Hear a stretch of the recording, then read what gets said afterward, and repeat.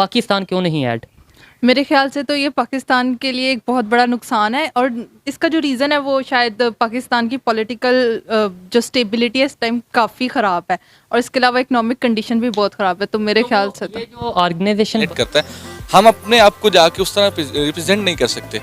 BRICS की आपने बात की, तो ब्रिक्स ये जो अभी इजलास हुआ है उनका नेशनल जो उन्होंने ग्लोबल जो है डेवलपमेंट के हवाले से इजलास किया, उसमें काफ़ी कंट्रीज है जो ब्रिक्स में नहीं शामिल थे और उनको उन्होंने इनवाइट किया हुआ था, और पाकिस्तान को इनवाइट नहीं किया चाइना ने। देखें, ये जो पाकिस्तान को वहाँ पे इनवाइट नहीं किया गया, मैं सबसे पहले एक बात वो कहते हैं जहाँ भी बात करो ना, थोड़ा सा इस्लाम को मद्देनज़र रखना चाहिए। जय हिंद दोस्तों भारत दिन प्रतिदिन कितना ज्यादा शक्तिशाली देश बनते जा रहा है, यह तो आप इसी चीज से समझ सकते हो कि आज अमेरिका भी भारत के सामने झुकने को तैयार हो गया है। अमेरिका यह चाहता है कि भारत हमेशा अमेरिका के साथ रहे और अमेरिका के साथ मिलकर काम करे, और इसीलिए अमेरिका भारत के सामने झुकने को भी तैयार हो चुका है। नहीं ऐड?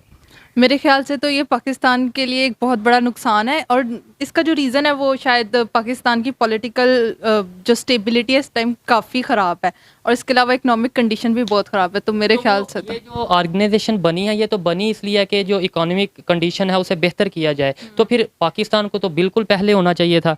हाँ, होना तो बिल्कुल पहले चाहिए था, लेकिन मुझे लगता है कि उसको पाकिस्तान को वहाँ पे रिप्रेजेंट करने के लिए जो हमारे पॉलिटिशियंस हैं वही नहीं अपना किरदार सही से अदा कर रहे हैं। और इसके अलावा मुझे लगता है इंटरनेशनल फोरम पे भी अगर कोई शामिल करना भी चाहे तो मतलब इतना क्लियर ही नहीं है कि आर्मी से इस बारे में डिस्कस करना है या पॉलिटिशियंस के साथ करना है। पाकिस्तान के हवाले से अगर कोई ऐड करना है, पाकिस्तान को ऐड करना चाहिए तो उसकी बात।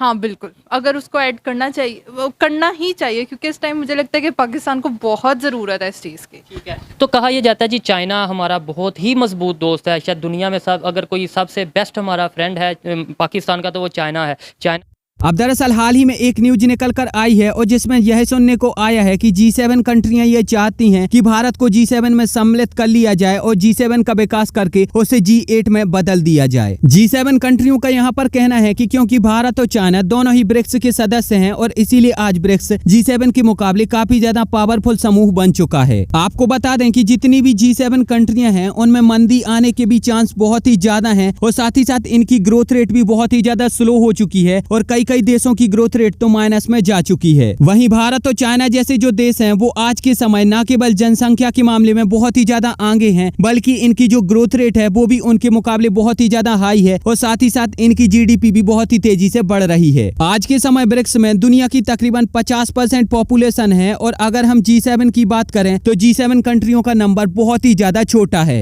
G7 का यहाँ पर धीरे धीरे पतन हो रहा है, और जो ब्रिक्स है वो बहुत ही तेजी से एक पावरफुल समूह बनते जा रहा है, और इसीलिए G7 कंट्रियों के जो मेंबर हैं उनका कहना है कि अगर हम G7 में भारत को जोड़कर G8 बना लेते हैं तो जो G7 कंट्रियां हैं उनका दबदबा पूरी दुनिया में बहुत ही तेजी से बढ़ेगा, क्योंकि भारत न केवल जनसंख्या के हिसाब से बल्कि आज के समय भारत अर्थव्यवस्था के हिसाब से भी एक बहुत ही बड़ा देश है। आपको बता दें कि ब्रिक्स के जो मुख्य देश हैं वो भारत और चाइना है, क्योंकि भारत और चाइना ही है जो ब्रिक्स के बाकी देशों के मुकाबले बहुत ही तेजी से ग्रोथ कर रहे हैं, और बाकी देशों के मुकाबले इनके पास संसाधन भी बहुत ही ज्यादा है। ब्रिक्स पूरी दुनिया में इतनी तेजी से लोकप्रिय हो रहा है कि आज दुनिया के बड़े बड़े देश जैसे कि ईरान, तुर्की, Egypt, Indonesia, UAE, Saudi Arabia और मेक्सिको जैसे देश भारत के सामने ये गुहार लगा रहे हैं कि वो अपनी वोटिंग का उपयोग करके इनको ब्रिक्स के सदस्य बनवाएं। वहीं अमेरिका के राष्ट्रपति जो बाइडेन ने प्रधानमंत्री नरेंद्र मोदी को अपने घर बुलाकर खाना खाने का निमंत्रण दिया है, और बेशक जब नरेंद्र मोदी और जो बाइडेन आमने सामने मिलेंगे तो G7 के इस मुद्दे पर तो चर्चा होगी ही। कुछ रिपोर्टों की अगर हम माने तो उनका कहना है कि भारत G7 में सम्मिलित हो सकता है, क्योंकि वैसे ही भारत पिछले कुछ सालों से हर साल G7 की मीटिंग अटेंड करता है एक चीफ गेस्ट के तौर पर, और इस साल भी भारत G7 की मीटिंग अटेंड करने के लिए जापान जाएगा एक चीफ गेस्ट के तौर पर। तो एक वक्त था कि जब इमरान खान वजीर आजम थे तो उन्होंने अमेरिका के सदर जो बाइडेन को एक लेटर लिखा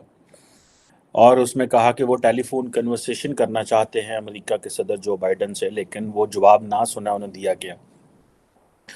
पर दूसरी तरफ भारत के वजीर आज़म नरेंद्र मोदी हैं कि उनको वाइट हाउस में मोदी साहब को दावत दी है जो बाइडेन ने कि आए स्ट्रेटेजिक टेक्नोलॉजिकल पार्टनरशिप डेवलप करें। एक तरफ वो वजीर आज़म जो अमेरिका से बात करना चाहता था उसने अपनी सियासत का ऐसा माहौल बदला और उसने इस तरह की सियासत की और अमेरिका और फ़ौज पे इल्ज़ाम लगाए कि उसे जेल में जाना पड़ा। और वो मोदी साहब जिसको अमेरिका ने एक वक्त वीज़ा नहीं दिया था, आज वो वाइट हाउस में बैठा हुआ है। ये होती है प्रायोरिटीज़, ये होती है डायरेक्शन। जब आप अपनी सियासत कर रहे हों, अपनी ज़ात के लिए सियासत कर रहे हों और लार्जर फ्रेमवर्क में तस्वीर को ना देखें, तब तक चीज़ों की समझ नहीं आती। अब अमेरिका कहता है जी कि दोनों मुल्कों का जो विज़िट है वो जी हम जी फ्री ओपन एक तो एंड सिक्योर इंडो पैसिफिक चाहते हैं, और हम चाहते हैं कि जो स्ट्रेटेजिक टेक्नोलॉजिकल पार्टनरशिप है उसको एलिवेट करें।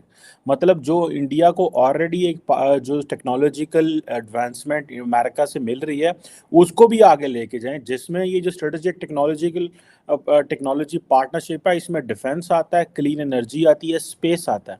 ठीक है जनाब। अब आप इमेजिन करें कि डिफेंस में कितना इक्विपमेंट आएगा, क्या क्या मॉडर्नाइजेशन होगी।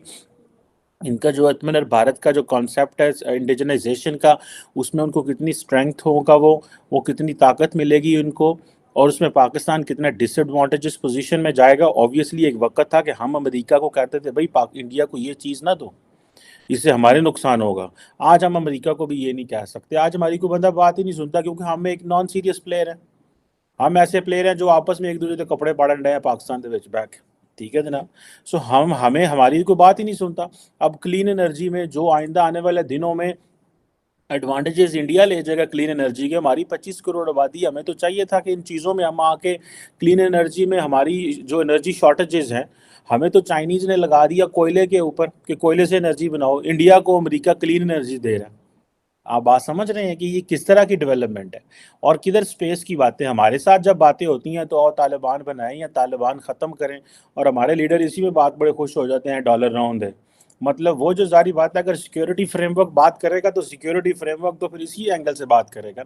अगर पॉलिटिकल क्लास बात करेगी तो फिर वो clean energy and space and in चीज़ों की बात करेगी ना, टेक्नोलॉजी की बात करेगी। इसीलिए आप देखें ना कि नरेंद्र मोदी जो है वो तो जा रहा है, वो तो क्या क्या वो बातें हो रही हैं। बल्कि मैं देख रहा था कि इंडिया को कह रहे हैं जी कि हम तो जो G20 की हमारे पास प्रेसिडेंसी है, हम तो ग्लोबल हेल्थ गोल को देख रहे हैं। ठीक है जनाब। कि और मज़े की बात यह है कि हम वो कह रहे हैं कि जी हमारे पास जो लिवरेज है कि हम ग्लोबल नॉर्थ में हमारी बड़ी एक्सेस है और हम ग्लोबल साउथ में वो सारी चीज़ें लेके आना चाहते हैं। और अब आप इमेजिन कर लें कि वो किस तरह इस कहानी को बना रहे हैं कि जनाब देखिए जी कोविड-19 पेंडेमिक जो है उसमें इंडिया ने एज ए ग्लोबल वो जो होती है वैक्सीन के जो है फैक्ट्री के तौर पे काम किया। और अभी भी हम जो है वो, अब जारी बात है दैट वाज उनकी स्ट्रॉन्ग स्ट्रेंथ थी, उसको वो G20 में भी उसमें खेल रहे हैं। और वो कह रहे हैं कि जी देखो हमने ये किया, मज़ीद कर। अब ये सारे G20 के साथ वो अपने सारे मेडिसिन हेल्थ और इन चीज़ों में जाएंगे। हालांकि बहुत सारे फीडबैक भी आए हैं, जिस तरह अक्सर चीन